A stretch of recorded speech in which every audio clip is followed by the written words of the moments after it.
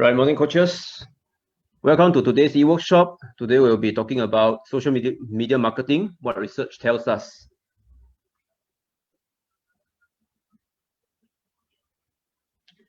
Okay, before we start, a couple of housekeeping matters. We've muted all your mic. However, we will still strongly encourage you to post your questions and comments in the Zoom chat box throughout this e-workshop. Yep. Okay, a little bit of background about this workshop. Social media marketing, as we know, that it has been become a very important factor nowadays in this technological age. So a lot of coaches would need to use social media in order to market their coaching services. So what exactly is good and not so good about social media marketing? We'll find out more about this in today's e-workshop. So today's workshop will be delivered by Dr. Leng Ho Kiat, who is an assistant professor at the National Institute of Education. So without further ado, Dr. Leng, please.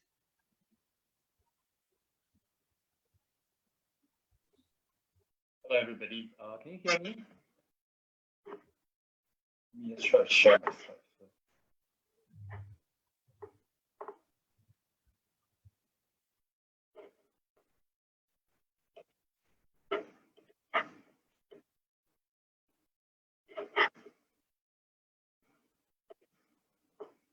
Hello, everybody. Can you hear me? Yes. Please carry on. Okay, so I'll start. Thanks, CoachSG, for having me here. So today what I'm going to just do is just to talk a little bit about social media marketing. I'm not a coach per se, so I'm... Your voice is a bit soft. Soft? Can you hear me now? Your voice is a bit soft. Still soft? Yeah. It's like very far away. Yeah. Let me see what I can do.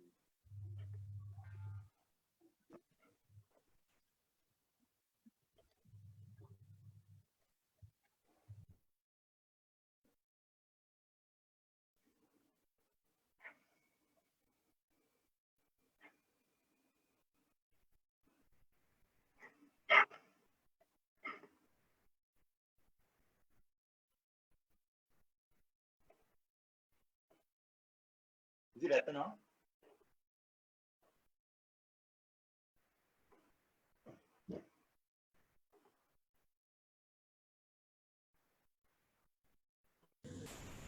Is it better now?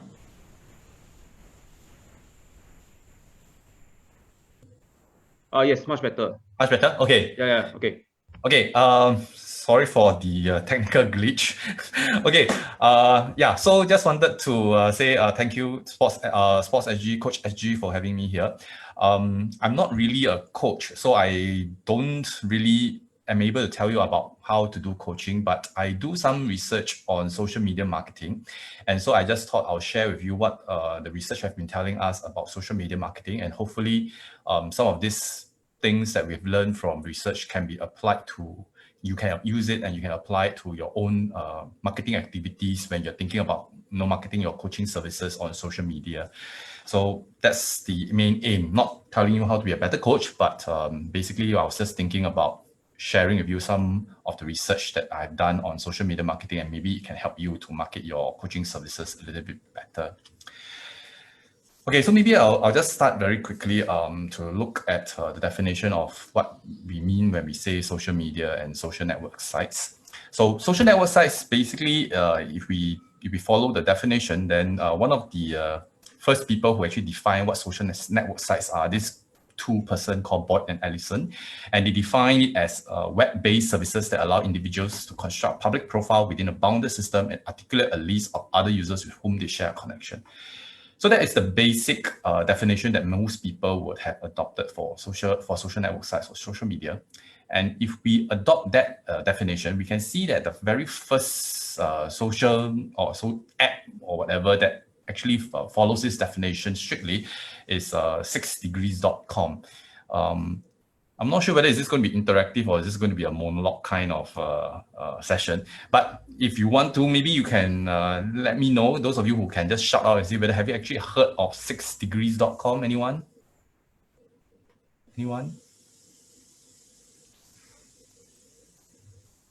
No. Okay, so I guess it's going to be a monologue. Okay, then I'll just do monologue, and maybe we can just do some interaction and share and ask some question or do some sharing at the end of the presentation. All right, so if you look at the slide, what you can see is that the first one, the 6degrees.com, was one of the first who actually fulfilled that definition of this definition of social network site. But later on, you will find a few more that is a lot more familiar to all of us. Like, for example, Friendster. Those of us who are a little bit older may actually have a Friendster account, or MySpace, which is started in 2003. Now, of course, the more popular ones that most of us will know would be things like Facebook. The one that was actually opened up to the general was somewhere in 05 and 06. And I think that is LinkedIn as well in 03. But obviously, because this research was published in 2008, it basically stopped identifying social network sites in 2006. But if you look at the next slide, it is a slightly more updated list of the social media, and you will find that from 2006 onwards, we have a few more. So, for example, the ones that's a little bit more popular and we are more familiar with will be things like Instagram and Twitter that came after 2006, 2008.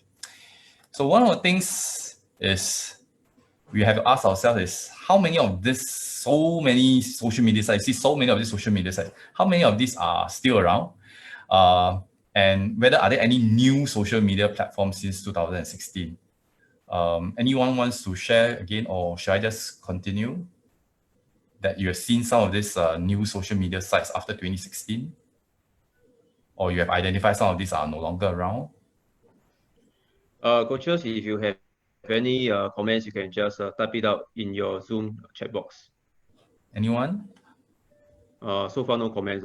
No comments? Okay, I guess we'll continue then. Okay, so basically the learning point is that if we look at what has happened from up to 2006, and then after that, in this more recent updated slide, we see all the way until 2016.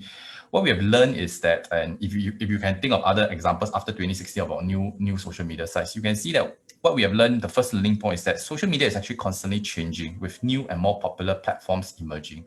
So there are some that is already no longer popular, and basically nobody's using it anymore. And so therefore it has gone the way of the dinosaurs. But there are also new social media platforms that is always emerging, and some of them are becoming more popular and replacing some of the older ones.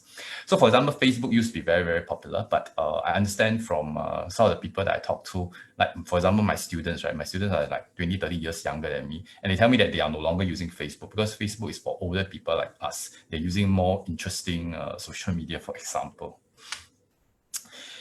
So when we think about social media, a lot of the researchers and of course the industry practitioners as well find that social media, actually you can use it you can leverage on social media to do marketing.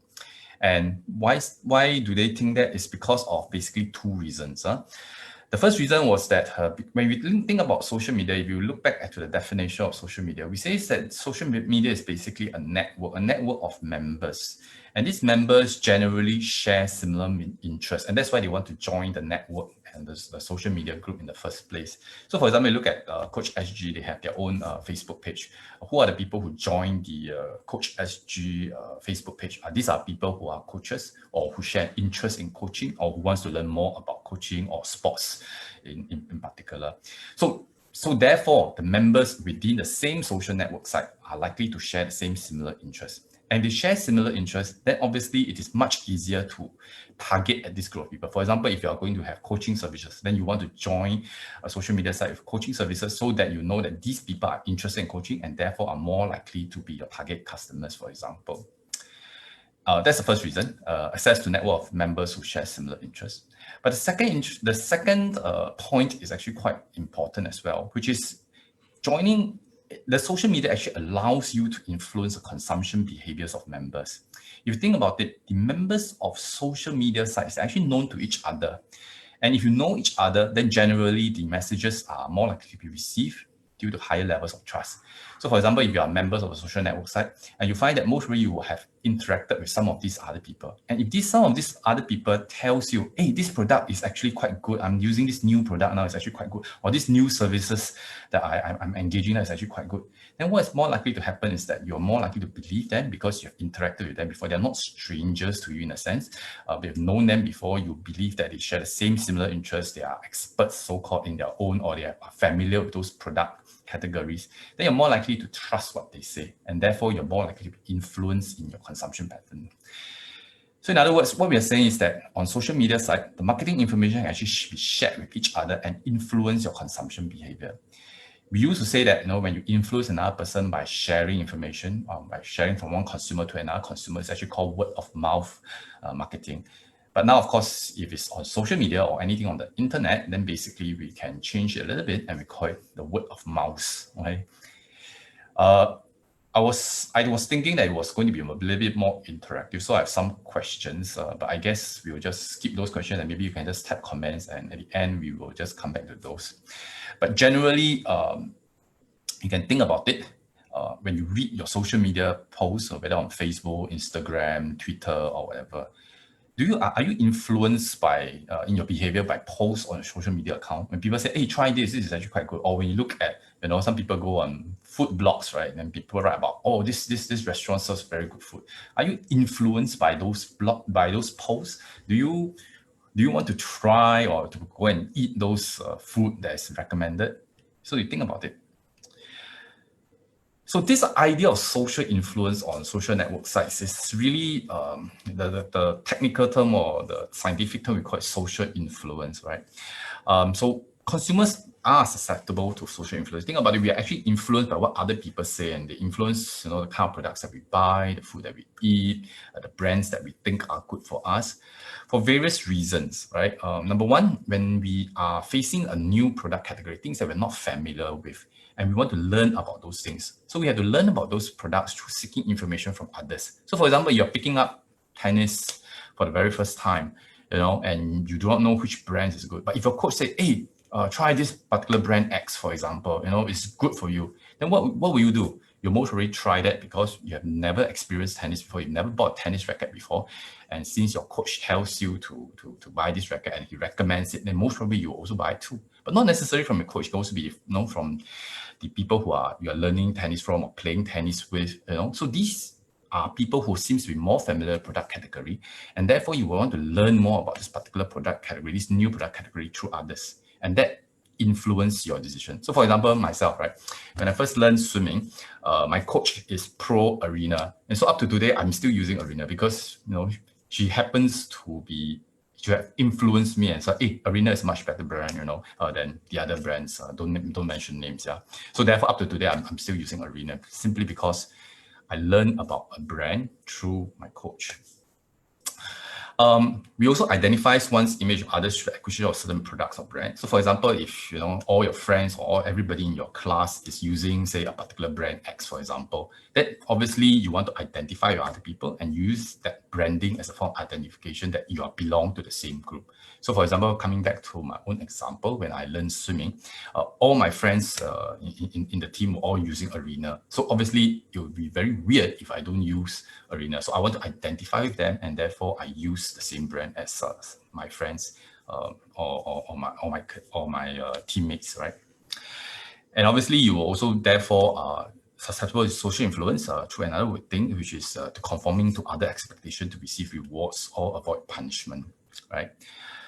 But not all of us are susceptible to the same level of social influence. The extent of social influence actually depends on several things. One of them is the conspicuousness of the product. Can actually people see the brand, for example? So, for example, if something that is very obvious, very conspicuous, then you're more likely to be affected by social influence. For example, driving a car, whether you drive a BMW or Mercedes, it's conspicuous. Everybody can see what kind of car you drive. Similarly, for playing sports, if you're playing tennis, for example, then the tennis racket, with the brand or emblems onto the backs, for example, this is very obvious, conspicuous, and hence you're more likely to be susceptible to social influence, as opposed to something that is not seen, not conspicuous. So for example, in marketing literature, we always say that Calvin Klein underwear, Yeah, Calvin Klein underwear has actually, when you want to try to sell underwear, it's actually an inconspicuous product because nobody can see what brand of underwear you wear. But Calvin Klein underwear was safe in the sense, or was helped by the fact that these low slung jeans has become very popular during a period of time. So with low slung jeans, you can actually see the brand of the underwear, right? Because you can actually wear underwear a little bit higher and you just pull your jeans a little bit lower, and then you can actually see the Calvin Klein brand on it. So it then, therefore, underwear became conspicuous, during that period of time when low slung jeans were popular. So conspicuousness of product. And of course, whether the item was important to a group's functioning, and also the consumer's need for information. If you're totally not sure, like what I mentioned just now, it's a new product category, it's a new sport that you're playing, then what your friends or what your coach tells you, then it's more likely to influence you because you're totally unfamiliar with the product. But however, you're already a professional runner, and even if your coach tells you, why don't you try this brand? Then perhaps you may not actually want to change the brand, right? So social influence by your coach may actually be a little bit more limited because you do not need that information. You're actually a professional athlete yourself. So social influence, not the same for everybody. All depends on several factors. So learning point 2, social influence can influence consumption behavior because we want to learn more about other products, other brands. We want to listen to other people who seems to know a little bit more about ourselves. But obviously, the effect is not the same for everybody. Some are more susceptible to social influence. Some are actually less susceptible to social influence. So when we talk about marketing on social media, then some people tend to think that, well, if it's marketing, it's marketing. Whether it is advertising on the TV or newspaper or advertising on social media, is all the same. Well, actually, technically, no. So that's the mistake that many marketers make, at least in the early days of social media marketing. Now, I think a lot more people are aware that social media marketing is actually quite different from traditional marketing. Traditional marketing, as those that you see on TV or those you see on newspaper, basically is devised, the marketing message is devised by the organizations and driven to consumers. The consumers play no role in the message or branding. So you won't be able to determine and say, oh, I prefer this model or in the advertisement, or I prefer the model to be saying this in the advertisement. You can't. All these decisions are actually made by the organization. So it's what we call a one-to-many kind of communication. One person decides and he communicates to the mass, okay? And it's designed to create awareness. So when we look at advertisements in the newspaper or TV, it's basically for us to know of this brand or this product or this information and sell. And they generally, organizations sell to people who are unknown to them. They do not know who is going to receive the message, who is going to flip the newspaper, or who's going to turn on TV. But in general, it's designed to create awareness to sell, usually to unknown consumers.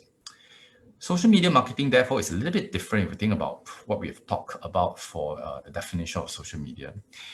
The organization can initiate a conversation, but consumers shape and create the new messages. So if you look at social media, what is going to happen is that you find that sometimes, companies, they put up advertisement on their social media, but they are trying to put out a message. But this message can become distorted because member A will say something about the message. Hey, actually, this is not true. I bought this product. It was not really, it didn't work as well as the organization claimed. So when members start on social network sites, start coming up with their own comments and giving their own opinions, then the message can actually change a little bit from what the organization intended. And also on social media, this is a very important part, which is that there's this thing called negativity bias. What is negativity bias? It's basically humans on social media, or maybe in general as well, I guess, is that we are very attracted to negative comments. So for example, if you have advertised something on social media and one person says, oh, this is a good product, I actually quite enjoy it. And then you have a second person who says, actually not true, I didn't really like it because the quality was pretty bad. Now, which do you think is going to generate more attention? The one that's negative, because everybody seems to be attracted to anything that is on the that talks about negative comments on social media. So because of this bias towards what we call negativity bias or a tendency to actually pay more attention to negative comments. So on social media, as long as there's a negative comment, it seems that it is very easy for the message to be totally altered. So you may actually put out and say, oh, this is a great event, please come and join us. But as long as somebody says, no, this is actually not a good event, then the whole message actually becomes distorted and becomes skewed towards a very negative slant. So what do organizations do about it?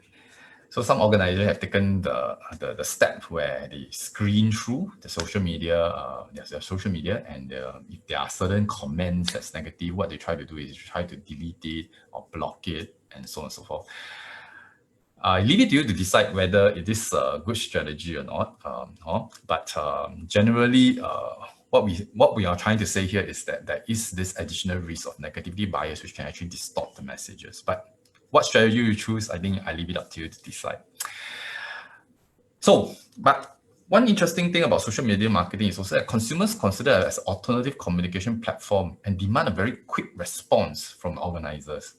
So you think about it, if your boss, or your friends send you an email, how long do you feel that you should usually respond to that email? Do you feel pressure to respond immediately to that email? And then think about it. If your boss or the same friend sends you a message on WhatsApp, how much more stress or pressure you feel that you need to reply to that WhatsApp message a lot more urgently? That's the problem with social media. When a consumer responds to something on social media, or when a consumer responds to something on the email or any other form, right?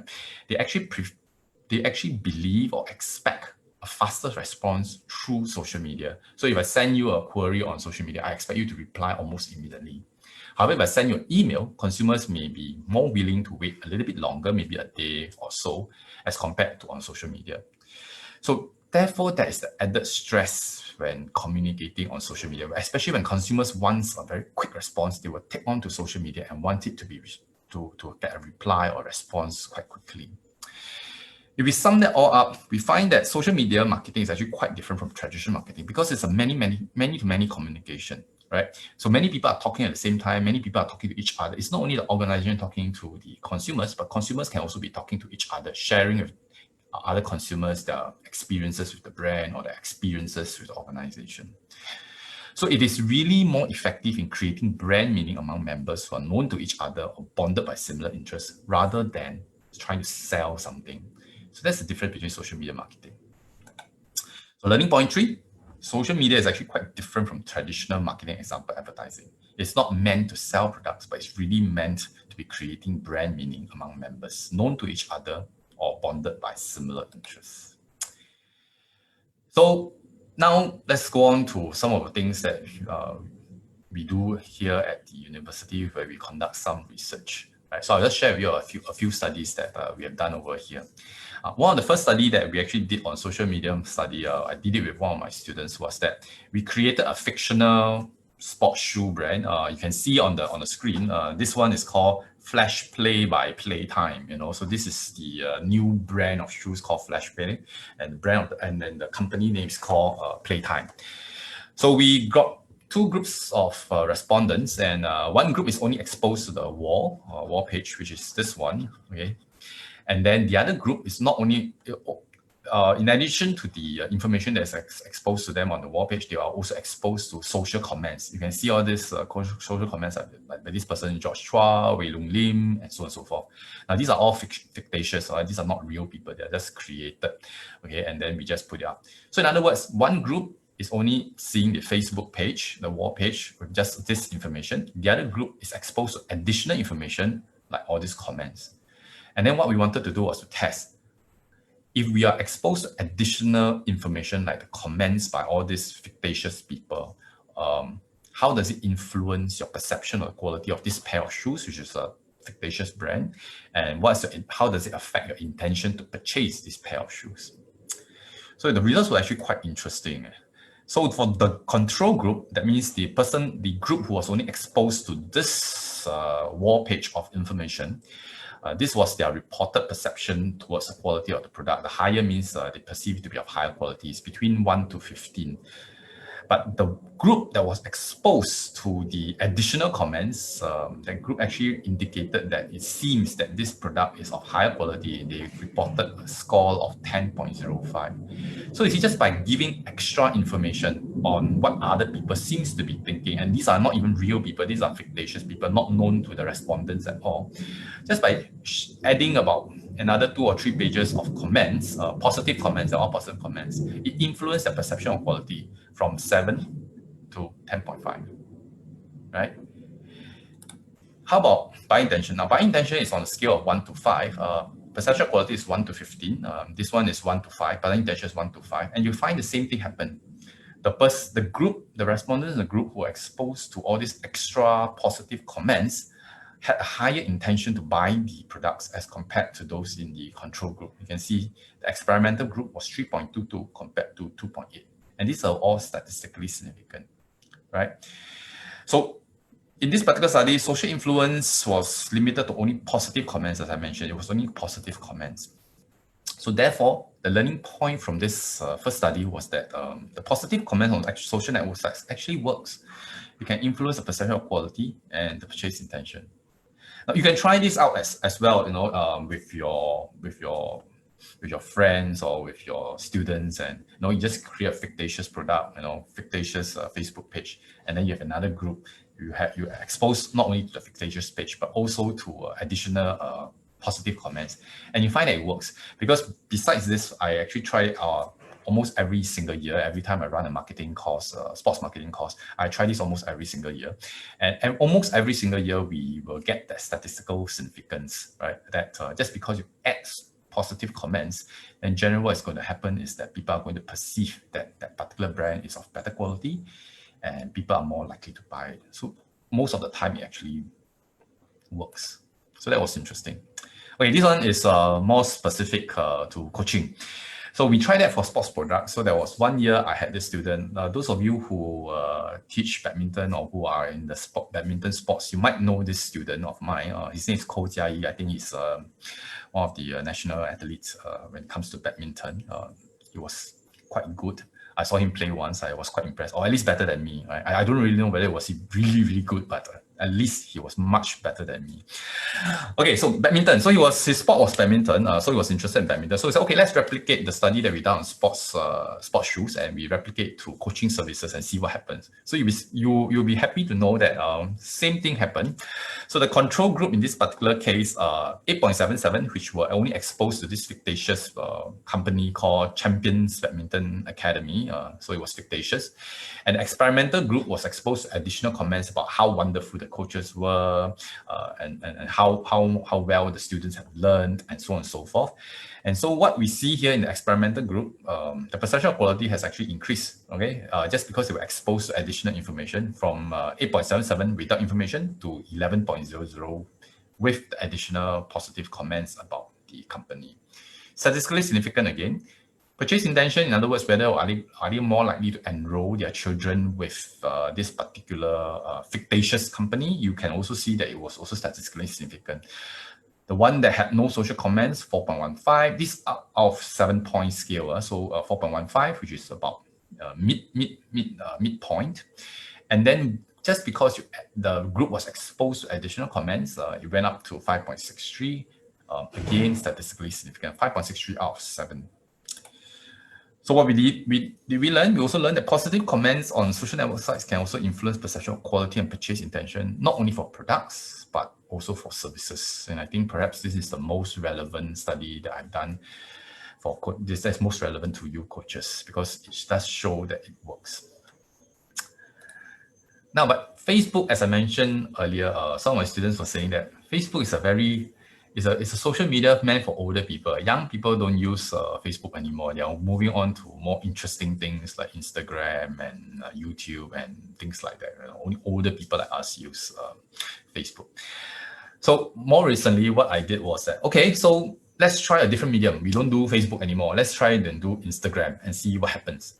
And obviously, there was a difference between Facebook and Instagram in the sense that you think about it, Instagram is what we call a more visual centric. In other words, there's a lot more pictures, okay, visual, appealing to the visuals, rather than Facebook. Facebook, you still have your visuals, of course, but it's a lot more text-based. You can write a lot more things on it.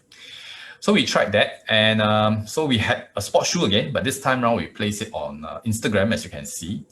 And what was interesting was that if you look at the control group, again, only the Instagram photo without any comments, an experimental group with comments, as well as the picture on the Instagram, you find that there was actually no difference. Control group 4.32, 4.12, very, very close. Statistically, not significant, or the p-value is 0.42, right? For those of you who are familiar with stats, you'll find that this is statistically not significant. Purchase intention, same thing. The control group, no comments, 2.93. The one with experimental groups, 3.06. A very, very slight difference, but statistically not significant. In other words, it's just by chance that experimental group who are given additional information on the comments made by respondents had a slightly higher score than the control group. But it's just by chance, okay? So it's statistically not significant. It doesn't mean anything. In other words, whether you have comments or no comments, it doesn't actually significantly affect the perception of quality and purchase intention. So it shows that on Instagram, the same effect cannot be found on Instagram. People are just not influenced by social influence on Instagram as opposed to Facebook. But why should that be? Maybe, so we thought maybe it was because of images, right? Instagram is a visual-centric kind of social media. People are just looking at images. They are not really reading the words. So you think about your own Instagram, if you happen to have an Instagram account or a more visual account, social media account, and one that's more text-based. So for example, Twitter or Facebook, for example, and you compare how you react to posts on these two different social media. You find that on social media, you will just look at pictures, very quickly you scan through the pictures. Oh, you like, and you just click, and then you just scan very, very quickly. But Facebook, you may actually tend to spend a little bit more time on each post because you want to read what's happening, So therefore, we thought maybe because of that, the difference is that, on visual social media side, we don't actually spend a lot of time reading. So we may not actually be reading those positive comments. So if that's the case, what influence people, to buy a pair of shoes or buy a new brand of shoes on Instagram or on a visual-centric social media? So we thought of manipulating images. Since you talk about images, right? So we thought about manipulating the images. We made two Instagram posts, two experimental groups again. One with a normal pair of shoes. Another one, we blow up the image, make it much bigger, of higher resolution. It's the same pair of shoes, but just that one is of normal resolution, the other one is of higher resolution, and the picture is much larger. And we did the same experiment again. We got two groups, one exposed to the normal size, normal resolution image, the other one exposed to a much larger image, higher resolution. This time around, we found something very interesting. We find that for the control group, the normal resolution, 3.2 in terms of perceived quality, experimental group, it went up to 3.61, and this was statistically significant, 0.00 p-value. Purchase intention, same thing. The one who was exposed to normal resolution, 2.24, the one with experimental, it jumped all the way to 3.16. So again, statistically significant. So what we learned was that on visual social media site like Instagram, large, better quality images actually had positive influence on perceptual quality and purchase intention. Learning point 6, therefore, is that social media actually not all the same. Visual-centric social media actually encourages members to look at images rather than words. And so if you are on Instagram or visual-centric kind of social media, what you really want is to have nice, good quality images, because that affects perception of quality and purchase intention much more than what other people actually say.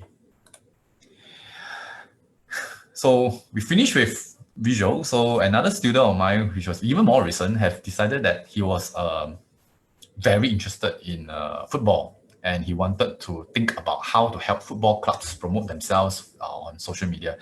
So he says, can we replicate all your earlier studies, but this time around we do a real football brand. We do it on football clubs.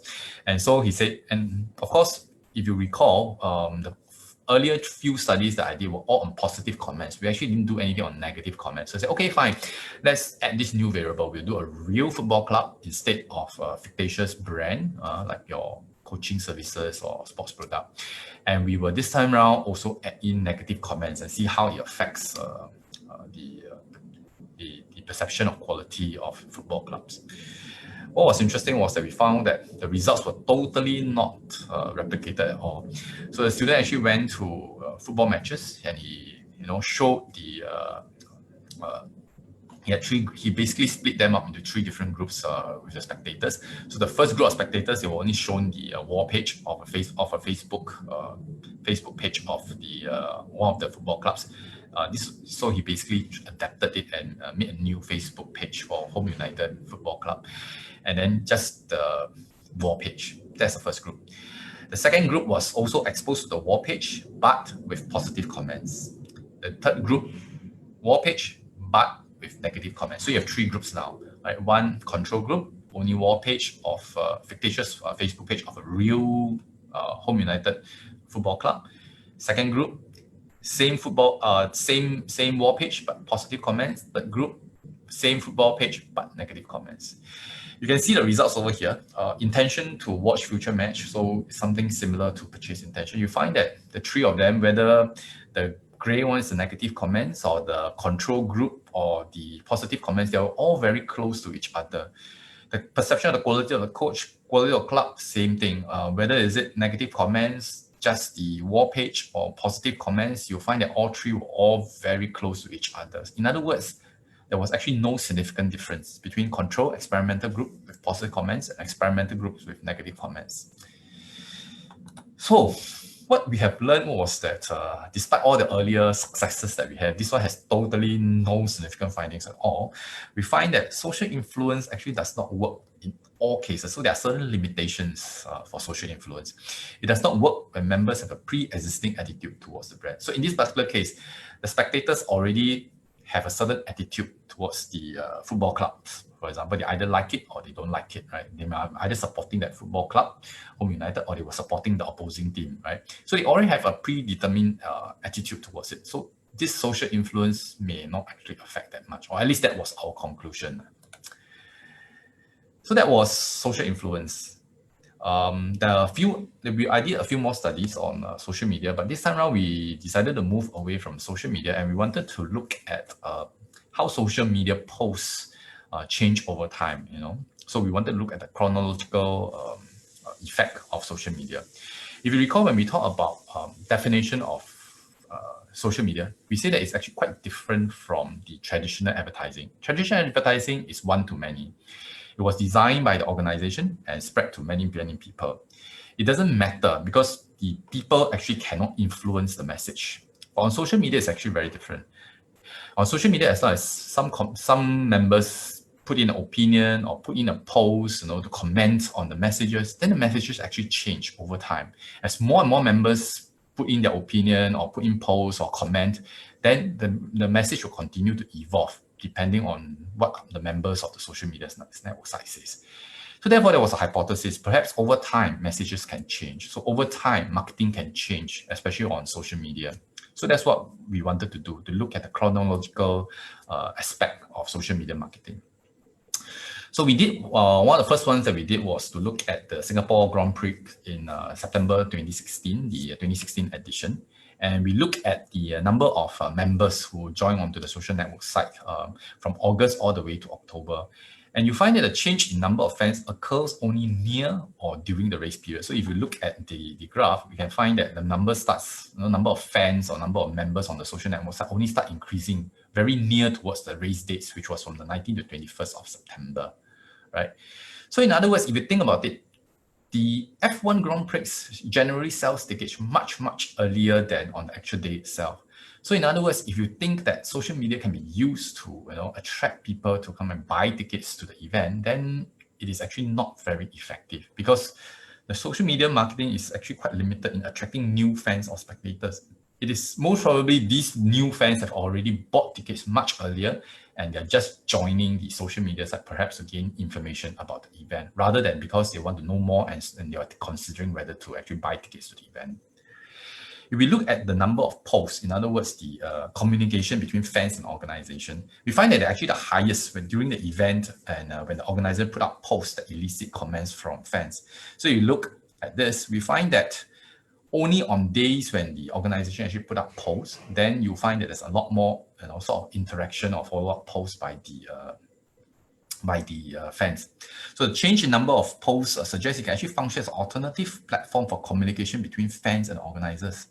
So perhaps organizers need to engage fans beyond just the race period. So our learning point 8 was that perhaps social media is more suited in engaging existing customers or consumers or spectators or participants rather than attracting new consumers or spectators, or at least for the F1 Grand Prix case. So we thought, let's try to do this again. And the next round, what we did was to look at social media and the sports events, and we looked at the SEA Games 2013. And so this time around, we look at the number of posts, and you find that very interesting for the SEA Games in Myanmar. There were a lot of posts in the beginning stages when they first announced, the starting of the preparation and so on and so forth for the games. And it was only nearer to the beginning of the games that they started to have a lot more posts. So from August all the way until about early December and November, you find that there were literally no posts made by the on social media of the SEA Games 2013. But once the games was nearing the opening ceremony, you find that there were a lot more posts, and obviously during the games itself, especially during the culmination, the finals of many events, you find that there were a lot more posts. How did the likes and number of comments from the public follow the number of posts? You find that the pattern is almost the same. When there's no posts, there's no likes, there's no comments, nobody is interested in actually going on to the social media to make any comments or likes.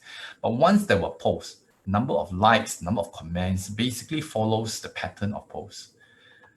So following from what we have learned from the F1 SEA Games, we can surmise both events, and we can basically surmise that learning point 9 is really that engagement is dependent on activity, especially interactive activities, right? So if you have a lot of posts that actually solicit comments or engage the social media fans, then they're more likely to put in a comment or put in likes. So you find sometimes on social media, a lot of people on social media marketing, they try to do things like contests, put in your own photos. For example, Instagram, a lot of organizers say, oh, snap a picture, post it on Instagram and things like that. They want the interaction. So you're actually soliciting interaction from your fans. So that was event. I guess we talk about products, we talk about events. So sooner or later, we actually have to go on to the actual athletes themselves. So that was, again, some of the more recent things that we wanted to look at for doing social media marketing. So we finished with events, we finished with products. So let's look at athletes now. So for this particular study that I did with one of my students was that we look at the swimmers, we picked 10 male Olympic swimmers, and we try to analyze them based on the fact that they actually participated in the Rio Olympics. So 3 months before and after the 2016 Rio Olympics. And so what we tried to do was to look at their Instagram posts and see actually what they post over time. Remember, we were saying that we were interested in the chronological aspect of social media marketing. So we wanted to see what do athletes post before and after a major event like the Olympics. And we find that there was statistically more posts in the humanitarian and socialite category. So before the event, before the Olympics, what we find that there were certain posts in certain categories, but there were a lot more posts, for example, in the athlete category.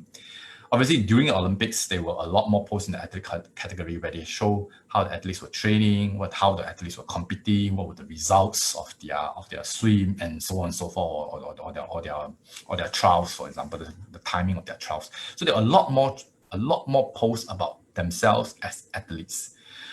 But once the event was over, you find that there was actually a very big drop in the number of posts on athletes because event is over. But what was happening was that they were actually more interested in posting posts on things like humanitarian, about saving the world, making the world a bit more environmentally friendly and things like that. And of course, their social functions, so they attended galas, they attended dinners, hosted by famous celebrities and so on and so forth. So you find that time actually affects also the kind of post, at least for the 10 male Olympic swimmers. More recently, I worked with a researcher from Iran. She's a very interesting lady, very good with statistics. And so we went on to do a little bit more interesting stuff. And we started to look at Iranian footballers during the 2018 World Cup. So the Iranian footballers during the 2018 World Cup was, again, it will be the same thing, pre-event, during event, and post-event. But this time around, we separated it only into four categories: athlete, publicity, their family life, and their personal life.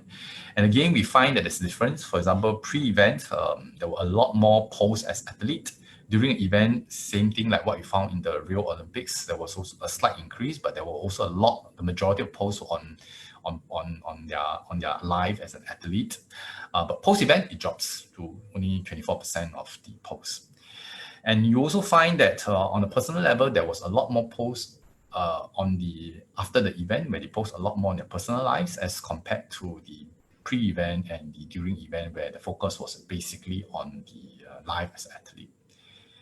If we look at the number of athletes posting in the various categories, same thing. So we also see that people most, or rather all of the athletes were posting about their life as an athlete, pre-event, during event, but post-event, there were actually some athletes, 4 of them actually did not even post anything on their life as an athlete at all. So they basically dropped off, in that sense.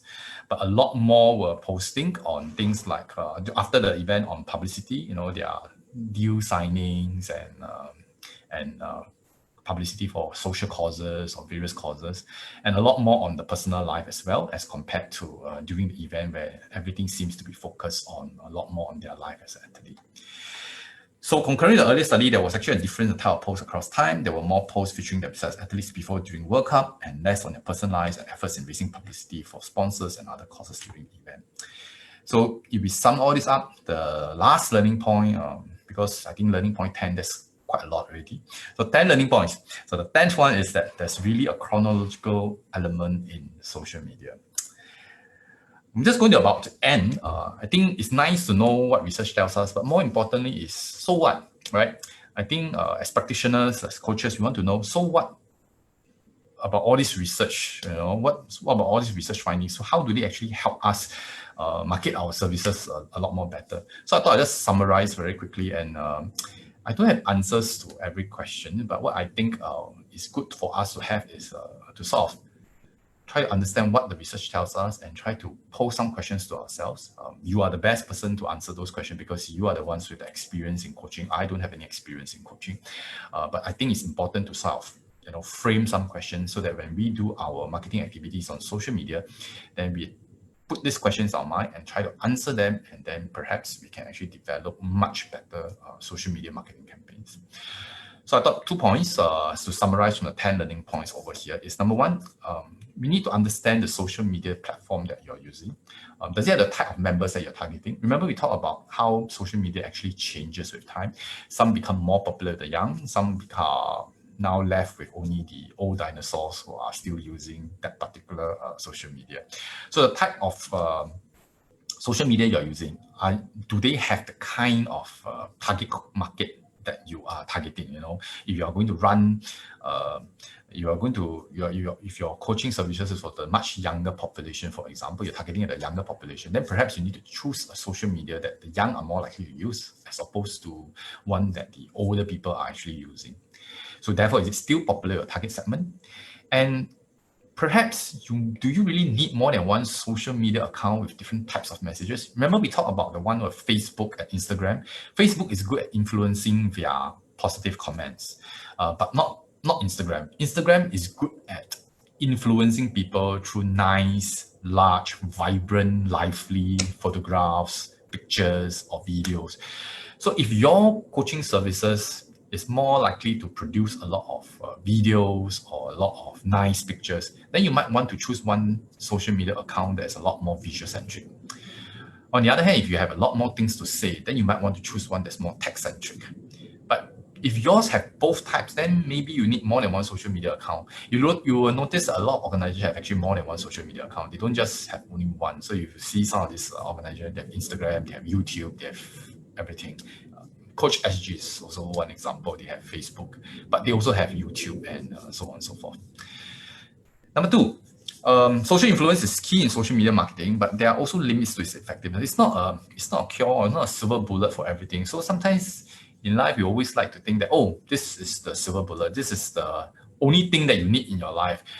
I wish the world was as simple as we hope it is, but it's just not so simple, right? There's no silver bullet, no special remedy, no miracle cure in this world. So it is good, but there are limits to its effectiveness. So what you actually need to do is that you need to engage members with interesting interactive posts, images, and videos. Remember the two studies I shared with you on the SEA Games and the F1? People are only interested in posting or interacting or going on to your social media site. If you keep on constantly have interesting things to share, interesting videos to share, especially things like videos and photographs, because some of this, especially on visual-centric social media site, attract attention a lot more than boring, long pieces of work. Social media actually requires people to make a quick response, emotive response. So things that's too long, too boring, doesn't really work very well on social media. So having those lists will encourage comments from members, and you want members to be participating. Remember, we say about social media being a many-to-many kind of communication. Now, if all the members are just silent and you don't say anything, then basically your social media site is going to be a failure. You want members to be talking, and you want all of them to be talking to each other frequently, right? Then that will have a lot of activity on social media, and people are attracted to activity. And then basically it becomes a very, it also encourages other people to comment, right? So it is a cycle in that sense. We talked about negativity bias very early on, and as I mentioned earlier, I said that some organizers have selected to be the censoring board, and censor all negative comments and remove all negative comments. I leave it up to you what you think is the best strategy, because some people believe that just removing the negative comments is actually very good. I have a different take on it. I think what is more important is actually to attend to the negative comments. It's just like complaints, right? I think when you run your own business, or even if you're not running your own business, but as an organization or as a person providing services to other people, you will also notice that sometimes there are complaints coming to you. You can choose to shut it off and say, no, you're talking nonsense, basically I'm perfect, you are just being difficult, or you can actually take the opportunity for complaints to actually address those complaints and become a much better provider.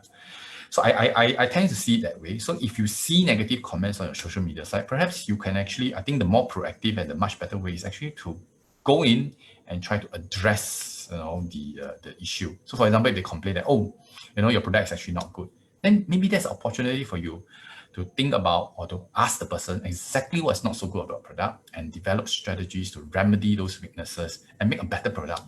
And when you make a better product, it's actually an opportunity for you to earn even more money, right? So I think that's important, tending to actually negative comments on social media, because that allows that channel for you, or the opportunity for you, to become much better. And we talked about the chronological element. That was the last bit of my presentation. We talked about that there's this chronological element in social media marketing. So therefore, we also need to consider changing your message according to events or timing. So for example, for coaches, you might have recruitment season, competition season, assessment seasons, or whatever different types of seasons. So in other words, don't have the same message throughout the year. During the year when there's a major competition, post a lot more on the competition, for example, results of the competition, and so things like that, because people are interested in that competition. After the competition, it may be something else that people are interested in. So tailor your message accordingly. Social media marketing, as I said several times, is not the same as traditional marketing. So you cannot just have one message being static throughout the year. You need to change, right? Depending on what people are saying, depending on the seasons, depending on time. I think that's it. I think I'm supposed to pass it over back to Coach SG, who has some administrative things to do. Thanks, Dr. Ling, for the interesting sharing. Yeah, we do have 3 questions for you. Oh, yeah, okay. So I'll just ask one by one and you can respond directly. Okay. All right. Okay, first question is, how can we leverage on social media platforms to create a strong influence? What are some good strategies? Okay, that's quite a difficult question. As I mentioned before, social influence is dependent on many things. First of all, it's dependent on the target consumers, right? So if let's say you are a coach and you are trying to target at people who are just trying to learn, a sport, and learn it as a new sport, something they have never learned before. So because that means, in other words, amateurs, people who are starting to learn the sport, then social influence may actually be quite useful here because they're new to the sport. They are more likely to be more susceptible to social influence. So on your social media page, for example, you can solicit feedback from parents, from participants, from your students who actually enjoy the session with you. And this can positively influence the other people who are who are new to the sport, who are intending to engage you as a coach, to see whether, oh, it seems that other people are enjoying his session. He must be really, really good at doing this sport. So that will help, to influence them to actually purchase your services, come to you to learn from you, and so on and so forth. But if it's existing, that means, in other words, you're going for a little bit more professional kind of athletes. They are already very familiar with the game. Then such social influence is actually not so useful. It's quite limited in that sense. What you actually need to do is actually to use social media not so much as recruiting new students, but use it as a means to form stronger bonds with existing students, right? So you use that as a different means, as a different method, right? So no easy answers. I think it depends a lot on who you're targeting it, the kind of training sessions that your business is in, and so on and so forth. So yeah, sorry, I can't give you a very definitive answer because there's just so many variables there. Yeah, thanks, Dr. Ling. Okay, now your second question is, how do we entice or encourage the consumers to spread and amplify our messages and branding actively? Okay, so as I mentioned, social media is very difficult to control. It's not something that it's like advertisements, where you can, okay, I want 100,000 people to watch my advertisement. So basically, I would choose the correct media that has a reach of 100,000 people. Choose the most popular magazine or most popular newspaper or the most popular television channel or whatever, and then I would reach that 100,000 people. Social media is actually very dependent on the members themselves. You can't really control them and say, I want you to spread the message to all your friends. You can't actually do that because social media is a many-to-many communication. As I mentioned, the organization can create the message, but it's up to the members to decide how to change the message, how to promote the message. So you can't really control in that sense. But what you can actually do in social media is to encourage. You can't control, but you can encourage. As I mentioned before, how you encourage is that you have interesting posts, you solicit comments, you have a lot of videos, you have a lot of photos. So having a lot of posts, a lot of interesting posts, videos, and photos can actually encourage people to want to comment on something. Even if they put a like or they put some short comments, people know there's activity on the social media. And when people know that there's activity on social media, they're more likely to come and go back to the same social media site again in future to see what new things has been posted. You can actually think about your own social media site. Now, if you stop posting, say, for 2 months or 3 months, you'll find that a lot of people start losing interest in your social media site, and all your friends will not visit it anymore. But if every day you post something new, and I think that's why a lot of people, whatever they do in their lives, they want to take a photo and then put it on social media, so to get people still interested in that. And also whatever food that they eat, every time they will post something. It's basically that, trying to have a lot of posts, trying to generate some interest and activity on their social media site. Yeah. Hopefully that answers the question. Okay, thanks, Dr. Ling. Now we have the last question is, how do we reduce negativity bias? So same thing as I mentioned just now is, how do you reduce negativity bias? Not negative comment. Okay. Negativity bias. Negativity bias. Okay, you can't really reduce negativity bias. Negativity bias is something that is in us humans, right?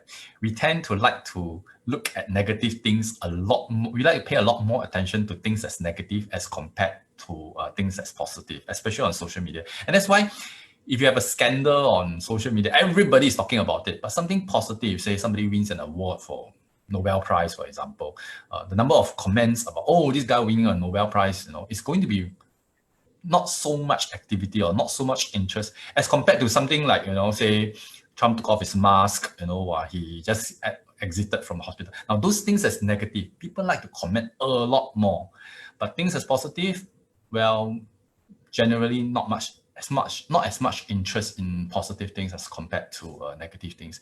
So that's why some of the researchers actually look at how Trump manages his marketing campaign, and you'll notice a lot of news about Trump is on the negative aspect, and they enjoy it. And I think he understands it. When you're something negative, people like to talk about it, and so he sort of dominate the news cycle because of every few days he has something negative to talk about, and everybody seems to be paying a lot more attention on him as compared to the other candidates, because they're so nice and good and quiet and docile. There's no news about them at all. So Trump basically dominates the news cycle with all this negative press.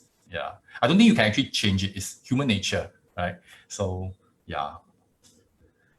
Okay. Yep. Thanks. Okay. We have a new question here. Oh, okay. Okay. What does research say about how many posts is too many in a day, for example, and how long a post is too long, and how long a video is too long? I mean, for posting, I've not done on social media. I've not done a research on that, but that's interesting. How many is too many, right? Because we are always saying that having Yes, more yes. posts is good. How much is enough, basically? Yeah. So how much is too much, right? Haven't done research on that. I also have not seen any research where they say having too many posts is no good. But I presume there must be a point when people just get too frustrated and say, you just have too many. I'm not able to pay attention to it. But no, I've not seen any research, and I've not done any on that. So I'm sorry, I can't answer you. But at this point in time, I think so far most people would agree that having more posts is good. But when is the breaking point? Maybe I'll do that in future, and I'll let you know. Yep. Thanks, Dr. Ling. So this concludes all the questions that we have for this session. Yep. So now we move on to the reflection, this segment of this e-workshop. Yep.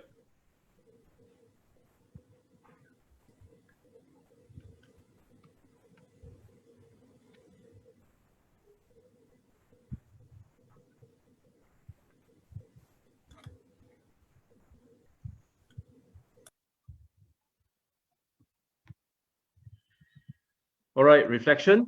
Okay, coaches, now it's reflection time again. So please whip out your phones and then scan this QR code and log into Mentimeter. So we have 2 questions today. Yep. What is one key takeaway from today's e-workshop, and how can you apply what you have learned to your coaching practice?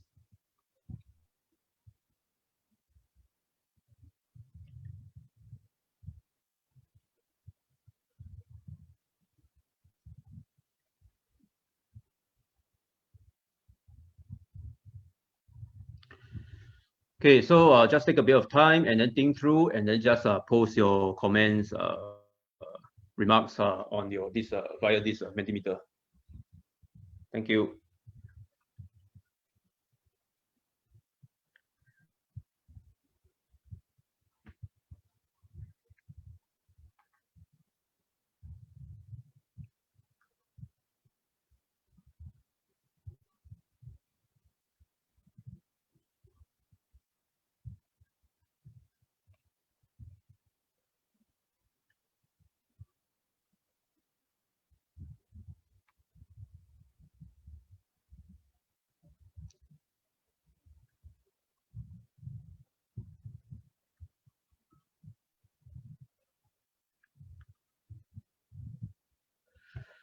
Okay, we have a few comments so far.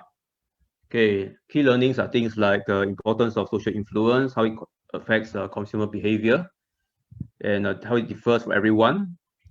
Attractivity to attract people are being attracted to negativity bias. How social media may affect coaching and the marketing of coaching services, and engagement being an important part on social media. So, Dr. Lin, any comments on this input? No, I think it's fine. Yeah. Yeah, okay. Coaches, we have about like 30, give you 30 more seconds to respond to this question before we move on to the next question.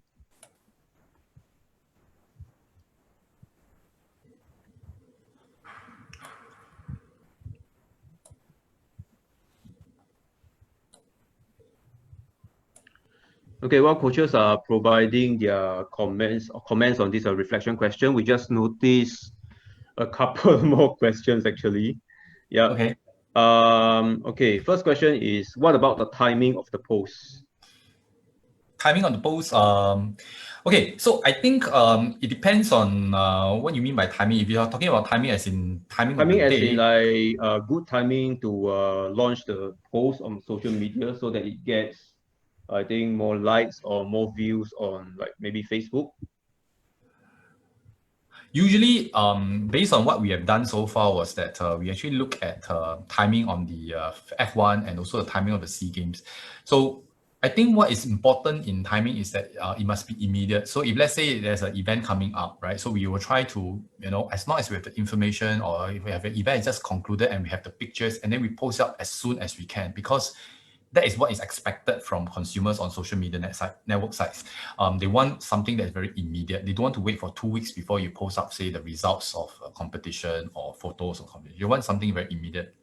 Unfortunately, social media requires or consumers or the members actually prefer a very, very quick emotive kind of response on social media. So anything that's once that's over, anything that's very immediate, they want something very quickly. I don't think it depends on like whether is it morning better, afternoon better, or evening better, because I don't think that depends on that. But what is important is when the event happens, then it needs to be as immediate as possible because that's what people are demanding. Yeah. I think there was also another question about the type of content, whether to get higher engagement, for instance, visuals or videos. Generally on social media, visuals and videos gets a lot more comments or gets a lot more likes or gets a lot more posts, as compared to text. I also think it might actually be because a lot more people are moving on to more visual-centric kind of social media sites. So therefore, they are more interested in visuals. Text takes a little bit more time to read. It used to be a little bit more popular in the past, but I think now people have realized that visual-centrics are more suitable for their lifestyle. So yes, in that sense, visuals and videos are actually more likely to get a lot more likes and interaction as compared to text-based. But you can still have good text-based, so keep your text short. And I think that's why Twitter is actually quite popular because it's short, easy to read, quick to read, and quick to form a quick emotive response to it. So if people write something on Twitter, you just need to very quickly, write 2 lines and, 140 characters anyway, right? Just quickly write 2 lines and then just respond. So things that generate quick emotive response, so most probably visuals and videos are more likely to be more like on social media. Yeah, thanks, Dr. Ling. Okay. No worries. Yeah, on the topic of timing, what is a good timing in the day? Example, lunchtime, in the morning. Is there a time in the day where there is a spike in social media engagement? I haven't done, I think Azar was the one who posed the question. I haven't done a research on which time of the day, whether is it morning better, afternoon better, or evening better. So I can't seem to answer that question. I've not seen any research that says a specific period of time is better. But I think the general answer is generally as long as an event has happened and then we want to post it immediately. If the event happened to be in the evening, then of course we just post it in the evening. We don't want to wait until morning to post it, even though if some research has shown that morning is best, I think we should still do it as soon as possible. I think that's so far what I've learned. Yeah, but I haven't seen anything on morning, afternoon. Maybe future research, I will do one on morning, afternoon, and evening or weekday, weekend. I'll let you know. Yeah, thanks, Dr. Ling. So we'll move on to Okay. the next reflection question. How can you apply what you have learned to your coaching practice? Yeah, we just have 1 minute for coaches to input your comments and your input.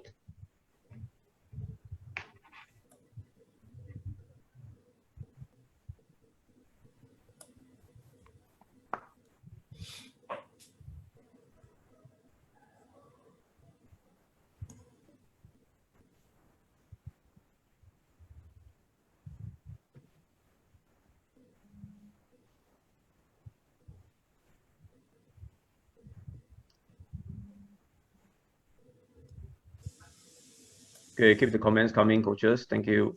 Just be short and sweet will do.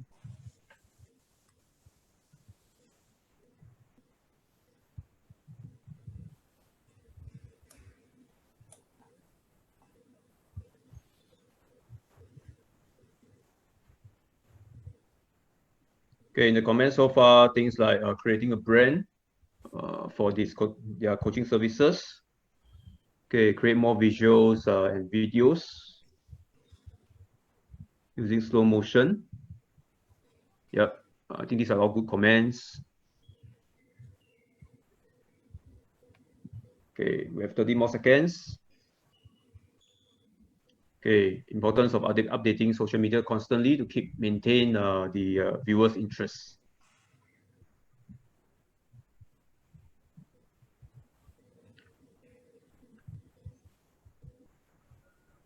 So, Dr. Ling, any more comments on this? No, I think those are all good comments. I think especially about having a lot of constantly having posts, that is actually quite important.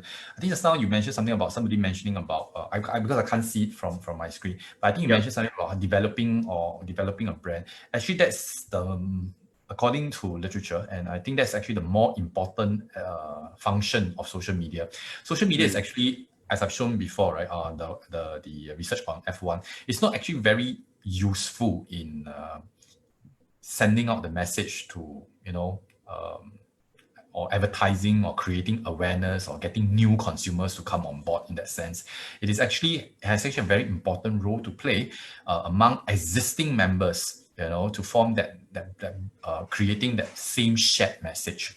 So for example, if you are a coach and you already have many students with you, okay, then you should form a social network site with all the students and get them to come on board on your social network site, because every time you share something on the social network site with your students, they can help you create that brand. Everyone who puts a comment, say that your training session is good, or they enjoy certain activity, or they put their own photos or videos or whatever on the social media site, basically it helps to create that shared branding of your organization. You do not have to do everything yourself in that sense, because everybody is helping you create that shared meaning of your organization or of your brand. So it can be a very powerful tool to ensure that people who are already with you, that means your current consumers, continue to be your customers, right? And they, in their own social media, can also therefore encourage other people to come on board. So your job is not to really try to advertise in that sense. I think that is the element, but the more important element of social media marketing is to get current consumers to continue to understand your brand a little bit better, share in it, and to build a stronger sense of relationship between existing members or consumers, rather than trying to attract new ones. I think that is a more important function for social media marketing. Okay, thanks, Dr. Ling. We have another 2 questions. Oh, okay. Yeah. Okay, first question is, what we have found challenging sometimes is to elicit responses on our social media pages. Is there a proven strategy or method to encourage responses or comments? What tips the balance from just viewing the post to commenting? Okay, so on social, this thing is not well researched yet. There are some people who actually found some suggestions. I don't think it has it's established fact, but there are some suggestions in the literature. So what they will say is that social media generally likes to get people to respond emotionally, make a quick what they call a quick emotive response. So in other words, things that rattles their mind, or things that seems a little bit more outlandish, generally tend to elicit more response.